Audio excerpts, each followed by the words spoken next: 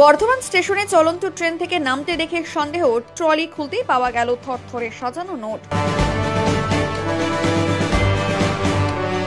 প্রথম দৃষ্টিতে সবটাই স্বাভাবিক।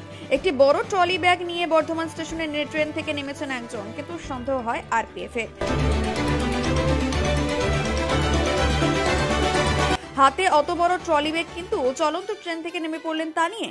ব্যক্তিকে আটক করে প্রথমে জিজ্ঞাসাবাদ আর তারপরে ট্রলি খুলতে চক্ষু চরক গাছ সবার। গোটা ট্রলিতে থরে থরে সাজানো 500 টাকার নোটের বান্ডিল। সব মিলিয়ে টাকার অঙ্কটা 18 লক্ষ টাকা। ব্যস্ত দিনে বর্ধমানের মতো জনবহুল স্টেশন থেকে এই বিপুল পরিমাণ টাকা উদ্ধার হওয়ায় বেশ অবাক সবাই। কোথায় নিয়ে যাওয়া হচ্ছিল এত টাকা, কোথা থেকেই বা এত টাকা এলো, তা সদুত্তর নিতে পারেনি ওই ব্যক্তি। বৈধ কাগজ না দেখাতে পারায় ওই ব্যক্তিকে আটক করা হয়। Bureau report, Memari update.